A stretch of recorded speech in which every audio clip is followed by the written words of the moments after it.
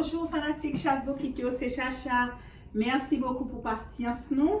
Et puis m'a fait nous connaître que la vidéo ça a fini. Là un peu paraître long mais pas peut-être nos problèmes nous avons parti pour nous en créole ou bien français créole. Et ensuite gon parti dernier parti en anglais parce que il y a trop monde qui m'a demandé pour moi faire vidéo en anglais pour regarder ou dire regarder ou comprendre ça m'a dit. Hi my English followers, welcome to Chasse Bokit. This is Chacha. Thank you for your support. Happy 4th of July. The second part of this video will be in English. The first part is Creole. For those of you who've been asking me, you want that in English, you want that in English because you don't speak Creole, you don't understand Creole, and your friends and your family, your children, they all need that in English, and you can share more. So that is the easiest way for me to do it instead of doing subtitle. There is a notification that's telling you when the Creole ended. Pendant la vidéo ça c'est fête indépendance américaine. Donc on pas oublier ça et ça fait m'habiller à peu près couleur un drapeau américain, me seulement une étoile là, moi mettez à bas rouge et blanc, mettez bleu et blanc. Ensuite m'a dit équipe football haïtienne là. Merci beaucoup, un gros coup de chapeau. Ensuite, je vais parler de Sylvio Cator, que je t'ai dit, nous avons besoin de montrer nous Timbres. Et puis, je vais vous un petit détail tout petit de Occide Jeanty. Je t'ai parlé de Timbres Sylvio Cator que je t'ai gagné. Moi, je viens quelques jours, mais j'ai besoin d'occasion ça pour te montrer nous. Et moi, je voulais montrer nous spécialement dans l'occasion que qui a une équipe qui a la Coupe du Monde, qui a un football match, qui t'a joué, que l'équipe haïtienne a fait un pile progrès là. Moi gagné Timbres pour montrer nous là et puis ça me tape dit nous encore m'a juste fait un petit rappel de Sylvio Cator que m'était dit nous était fait dans Cavaillon. Donc si nous gain plus nous besoin de plus de détails de Sylvio Cator nous mettons essayer de tourner sous vidéo côté moi ces vidéos côté moi été fait de t'as parlé de drapeau haïtien c'est là ça n'a point détails sur Sylvio Cator. Timbres Sylvio Cator que j'ai commencé à collectionner depuis Haïti. Mais c'est avancé ça plus près. Jeux olympiques 84. OK.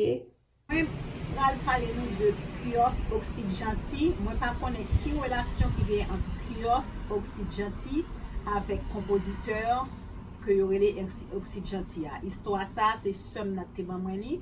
Grand sœur moi une grand sœur yo lui dit que c'est un monde qui te ba l'histoire toute façon qui est ça même dans mais connaît que si gon monde qui a information qui connaît que qui est ingénieur qui te fait construction dernier kiosque Occide Jeanty fait me connaître pour mettre ça dans show moi chercher dans tout site moi demander en pile grande aide que pas ka joindre histoire ça pour moi son monde qui intéressé en pile de histoire ça yo de histoire générale de ancien building tout ça.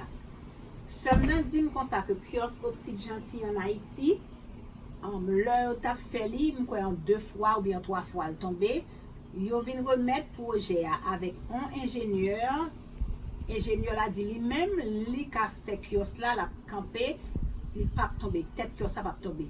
Il fait tout calcul scientifique, mathématique que j'ai appris dans génie et puis il décide faire construction kiosque ça effectivement. Le tout bagaille fin fait. Là, on va décoffrer kiosque là, t'es un paquet de monde qui était là, qui était curieux, qui était besoin ouais que si ça le dit, c'est vrai, t'es besoin et ouais événement ça et puis yo vini dans jour que a décoffrer ingénieur a dit comme ça que ça somme nan dim, il dit côté ça que moi dire là, si la science a menti, je dois périr. Ou bien dit, si la science a menti, je vais périr. Ingénieur a fait tout le monde décoffrer kiosque là camp en bas kiosque là ouvrir 2 bras li et puis décoffrer kiosque là sous li kiosque là pas tomber li pas tuer li. Donc c'est seule information ça que nous gagnons sinon nous qui connaissons plus de détails nous connaissons ingénieur là nous allons connaître pour nous passer ça by l'autre monde pour petit moun à l'avenir qui a gagné information ça qui était parce que m'pas joindre dans Wikipédia m'pas joindre dans Google moi pas joindre dans le livre que me gagne ancien livre Haïti que me gagne la caille moi j'ai une information ça. Moi fait toute recherche dans plusieurs sites, plusieurs websites pour me capable joindre photo Kiosque Occide Jeanty avant tremblement de terre en Haïti. Désolé, je ne pas joindre ni. Moi chercher toute information que je ka joindre à propos de ingénieur qui t'a fait kiosque là dans tant longtemps. Je pas joindre ça. Gen un côté dans Wikipédia ou ka fait une demande. Lors besoin information pas joindre ni. Moi mettez demande là, je pas connais si peut-être un jour m'a essayer connaître.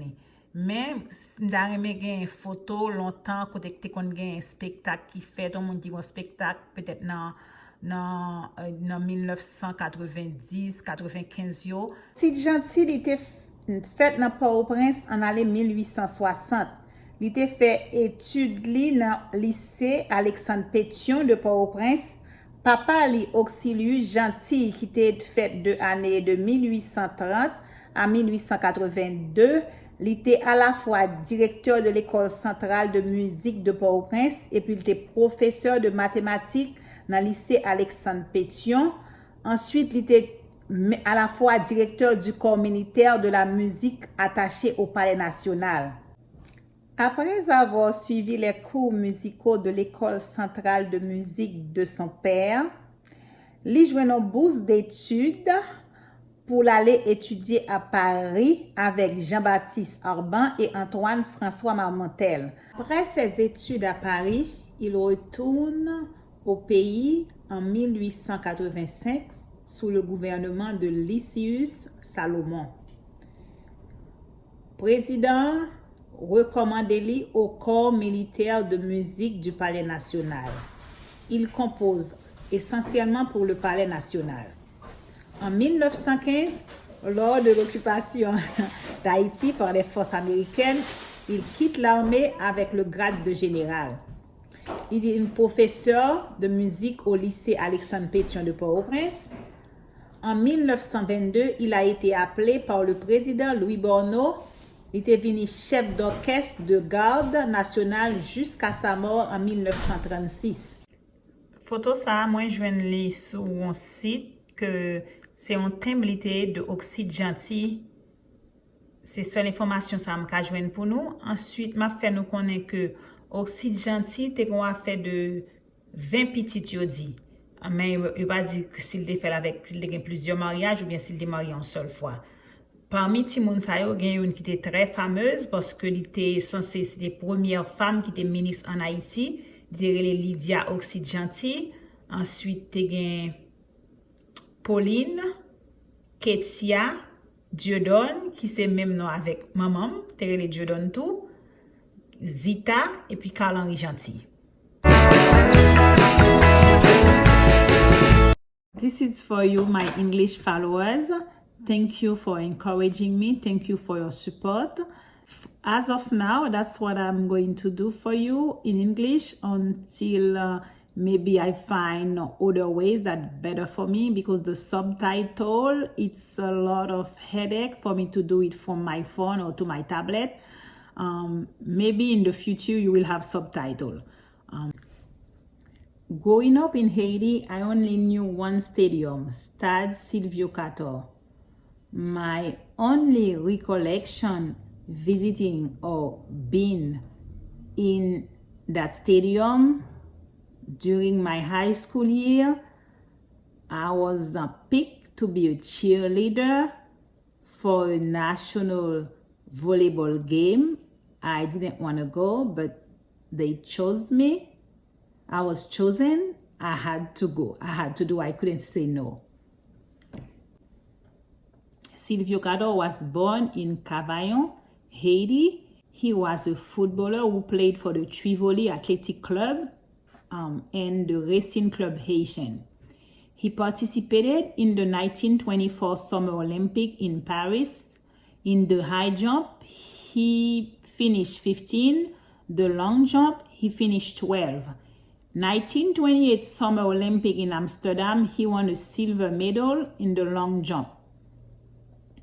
They say a month later, on September 9, 1928, Sylvio Cator broke Edward Ham's 2-month-old world record with a 7.93 jump at the 1924 Olympic Stadium near Paris. He also participated one more time in the long jump at the 1932 Olympic Games in Los Angeles, where he finished 9th place. They said that his record to present day was the only Haitian athlete in the Olympics with 1 medal bronze. And also they said that he had a record with 88 years, the oldest standing national record in athletics from Haiti. So to this day, I am not sure if this is still accurate, because this information, I got it since 2015. I believe I was doing a research for a project.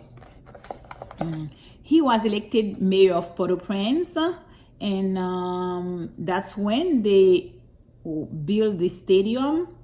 And during that time, the stadium was supposed to be a multi-use stadium. When I talked to one of my friends recently, when I had this in Creole, my friend told me that the stadium, Sylvio Cator in Haiti, is not a multi-use stadium. This is only for soccer, like Haitian football. So I am not sure, I don't know, because I am not really too much into sports. They say that, so the stadium was named after him, because the stadium was finished the year of his death. So I had some stamps of him, and ça c'est timbre Sylvio Cator que m'ai commencé collectionner depuis Haïti. Mais si avancer ça plus près, Jeux Olympiques 84. Okay. Occide Jeanty was born in 1860 in Port-au-Prince, Haiti.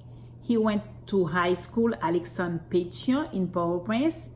His parents were both in the music. His dad, Auxilius Jeanty, was at the same time director of the Central School of Music of Port-au-Prince. He was also a math professor at Lycée Alexandre Pétion and director of the Military Corps of Music attached to the National Palace. After taking music lessons from his father's Central Music School, he obtained a scholarship to study in Paris with Jean-Baptiste Urbain and Antoine François Marmontel.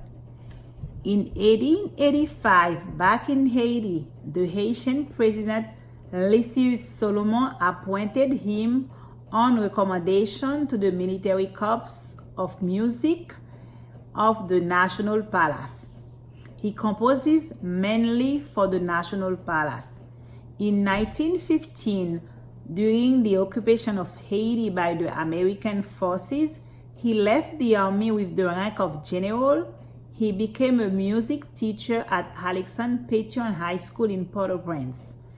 In 1922, he was recalled by President Louis Borneau. He became the conductor of the National Guard until his death, 1936. He had 20 children. And one of his children was famous because she was the first woman minister in Haiti. Her name was Lydia Occide. He had also Pauline, Quetza, and Dieudonne, which is the same name as my mom, Zita, and Carl-Henri Jeanty. He composed 8 military marches for the National Palace. He also composed 6 funeral marches for the Haitian dignitary and their family. Among them, imprecation for Dessalines for the commemoration of his death, Hippolyte for the death of Florville Hippolyte, or Arm for Florville Hippolyte, Tissam for Theresia Simon Sam, on the grave for North Alexis. He also made 4 periodic marches, among When Our Ancestors Broke Their Shackles, or national song, with the words of Oswald Durand. He also composed polkas for the poor. I was not able to find any information on the first engineer who built the previous kiosque Occide Jeanty in Haiti, although it was destroyed during the earthquake, and why it was named after Occide Jeanty. According to my sister Evelyn Abelard, her only recollection when she was young was they were trying to build this kiosk a couple of times. It has collapsed in the past. Finally, the project was handed to a new engineer with no name. He was confident and believed in his calculation. When they were ready to remove the support or form to expose the slab, he decided with confidence to stand underneath it. He wasn't afraid of dying. He stated, "If science lie, then I will die." He stayed there, they removed everything, and the slab didn't collapse. I made a request on Wikipedia about any information I can have from the kiosque Occide Jeanty.